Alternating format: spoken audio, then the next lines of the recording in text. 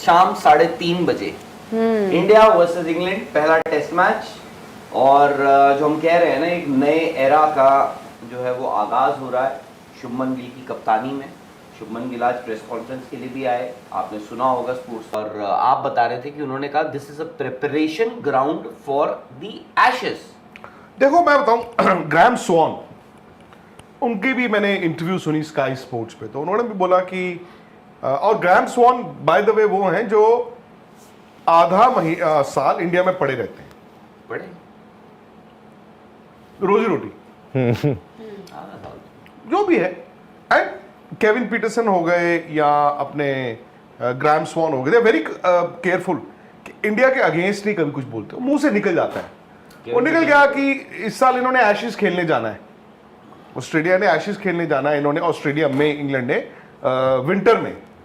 तो उन्होंने कहा चलो ये सीरीज हमारे लिए एशेस की तैयारी हो जाएगी। ओली पोप से भी यही निकल गया। अच्छी बात मुझे ये लगी कि उन्होंने सच बोल दिया, भाई हाँ जी निकल गया जी। इंग्लैंड में आजकल केविन पीटरसन तो मतलब हिंदी में ट्वीट करते हैं ना, वही तो। बट ये ना घमंड की भी निशानी है। ये इंग्लैंड को इतनी बड़ी टीम नहीं है कि आप आंख बंद करके ये कह दो कि विराट कोहली, रोहित शर्मा नहीं है, फलाना नहीं है, ढिमकाना नहीं है, तो जी इंडिया ने हारना ही हारना है। ऐसा नहीं है। आप इंग्लैंड से पूछो कि आखिरी जो सीरीज हुई थी दोनों टीमों की, नहीं वहां पर भी हम 2-1 से जीते थे।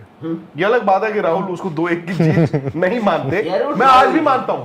नहीं मैं कह रहा हूं ड्रॉ हुई थी, ड्रॉ भी मैं कह रहा हूं हम 2-1 से जीते थे। चलो आपका ड्रॉ भी ले लिया मैंने, 2-2 हाँ वो भी ले लिया। और उस टाइम पे उनकी बॉलिंग लाइनअप क्या थी, और आज की बॉलिंग लाइनअप, आज उनकी बॉलिंग लाइनअप क्या है by the way? Josh Tongue, Chris Woakes, Brydon Carse, Shoaib Bashir और मतलब ठीक है, कहने के लिए बेन स्टोक्स। और ठीक ही है। इंग्लैंड की बॉलिंग अटैक जो है बहुत माठी है। अगर आप इंग्लैंड की इन इंग्लैंड, आप मुझे बताइए इन इंग्लैंड की बॉलिंग अटैक क्या आपको इतनी कमजोर पिछले नहीं 15 साल में? नेवर। एक बंदे ने 3 मैच खेला है, एक बंदे ने 5 मैच खेला है। और वोक्स की उम्र कितनी है? He is 38। हाँ नहीं 35-36 की उम्र। चलो हाँ, वो भी पूरी सीरीज नहीं खेलेंगे, वो भी पूरी सीरीज तो नहीं खेलेंगे। ये अलग बात है कि इंडिया को इतनी बड़े बड़े अनाउंसमेंटें करने की जरूरत नहीं थी कि जी बुमराह तो 3 ही खेलेंगे, इतनी भी कोई बोलने की जरूरत नहीं होती, और जो होगा देखी जाएगी। सो इंग्लैंड की फास्ट बॉलिंग अटैक मैंने देख ली है। लीड्स में आप, हमने 4-5 दिन पहले लोगों को बताया था कि जो वेदर है, टेम्परेचर है, भाई वो 30 डिग्री टच करने वाला है। ठीक है, चौथे दिन 5वें दिन बरसात भी फोरकास्ट है, जो कि बड़ी रेयर है, बिकॉज वहां पे फरवरी से ड्राई वेदर चल रहा है। लीड्स में ऐसा होता नहीं है। लीड्स में ऐसा नहीं होता। आप तो इतना गए वहां पे कि भाई वहां पे बरसातें होती है, ठंड होती है, वहां पे इस बार गर्मी है। तो मोमेंट आप कहते हैं गर्मी पर कि उन्होंने क्या क्या बातें करी।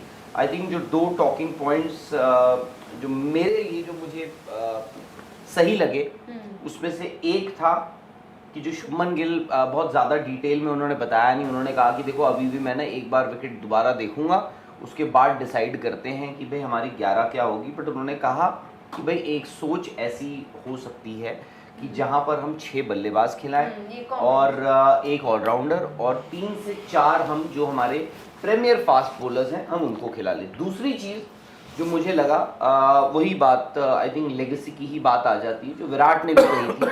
आपको याद होगा इतना यूफोरिया, आप अभी अभी आईपीएल जीते हो, उसके बाद भी विराट से जब उन इमोशंस के दौरान जब ये बात उनसे पूछी गई कि भाई टेस्ट क्रिकेट क्या मायने, उन्होंने कहा कि ये टाइटल बहुत बड़ा है बट फिर भी 5 नॉचेस जो है वो कम है। शुभमन गिल ने आज उसी बात को थोड़ा डिटेल में और एक्सप्लेन किया। उन्होंने कहा देखो ऐसा होता है, आईपीएल आता है हर साल, आप जो इंग्लैंड के दौरे करते हैं ना, आप बहुत फ्रीक्वेंटली करते नहीं हैं।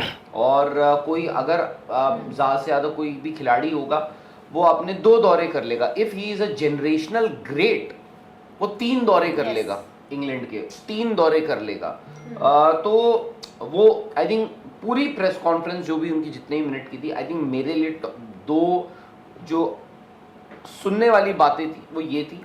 बाकी वो एक उन्होंने ये भी कहा कि जो विराट की, मतलब जब विराट ने बताया कि रिटायरमेंट वो अनाउंस कर रहे थे, उसके बाद कोच से बात हुई और उन्होंने कहा कि आप नंबर 4 हमारे लिए लो। फिर मैंने भी अग्री कर दिया उसमें। अग्री नहीं, उन्होंने बोला I was always very clear कि मैं नंबर 4। उन्होंने बोला कि he was also on the very same line, मतलब he was on the edge, हाँ हाँ वो वो भी ठीक चाह है। रहे थे।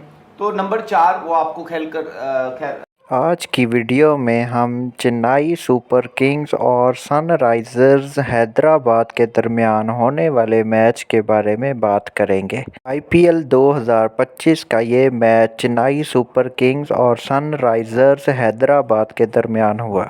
सनराइजर्स हैदराबाद के कैप्टन पैट कमिंस जबकि चेन्नई सुपर किंग्स के कैप्टन एमएस धोनी थे। सनराइजर्स हैदराबाद ने टॉस जीतकर बॉलिंग का फैसला किया और चेन्नई सुपर किंग्स ने बैटिंग का आगाज़ किया। चेन्नई सुपर किंग्स, जिसको सीएसके के नाम से जाना जाता है, एमएस धोनी इसके कैप्टन हैं, लेकिन इस टीम ने कोई भी बेहतरीन कारकर्दगी का मुजाहरा नहीं किया। आईपीएल 2025 में सीएसके की तरफ से कोई इतनी ख़ास परफॉर्मेंस ना दिखाई जा सकी, जिसकी वजह से ये टीम बहुत ही कम पॉइंट्स हासिल कर सकी। आईपीएल 2025 के पॉइंट्स टेबल के हिसाब से चेन्नई सुपर किंग्स तकरीबन इस टूर्नामेंट से बाहर हो चुकी है, जबकि सनराइजर्स हैदराबाद 9वें नंबर से 8वें नंबर पर वापस आ चुकी। चेन्नई सुपर किंग्स ने बैटिंग का आगाज़ किया और इन्होंने 154 स्कोर बनाए 19.5 ओवर्स में, जबकि इनके 10 विकेटें आउट हो चुकी थीं। जिस तरीके से क्रिकेट का टाइम चल रहा है, 150 या 125 के करीब टारगेट को अचीव करना इतना ज़्यादा मुश्किल नज़र नहीं आ रहा। चेन्नई सुपर किंग्स यानी सीएसके की तरफ से कोई भी बैट्समैन कोई अच्छी कारकर्दगी का मुजाहरा नहीं कर सका।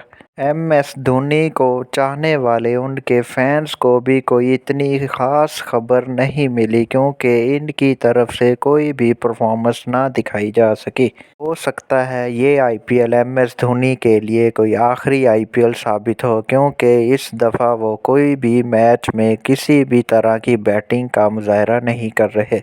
154 टारगेट को अचीव करने के लिए सनराइजर्स हैदराबाद ने बैटिंग का आगाज़ किया और इनकी तरफ से ईशान किशन ने बेहतरीन बैटिंग की। वैसे तो 154 कोई इतना बड़ा टारगेट नहीं था, लेकिन फिर भी सनराइजर्स हैदराबाद ने 18 ओवर्स में ये टारगेट अचीव कर लिया। सनराइजर्स हैदराबाद की तरफ से कोई इतनी ख़ास परफॉर्मेंस तो ना थी, लेकिन फिर भी वो टीम ये मैच जीत चुकी है। 5 विकेटों के नुकसान पर सनराइजर्स हैदराबाद ने 18 ओवर में 155 स्कोर बनाकर ये मैच जीत लिया। वीडियो अच्छी लगे तो इसको लाइक कीजिएगा और शेयर भी कीजिएगा और चैनल को भी सब्सक्राइब कर दें, ताकि हर आने वाली नई वीडियो आप तक पहुंचाई जा सके।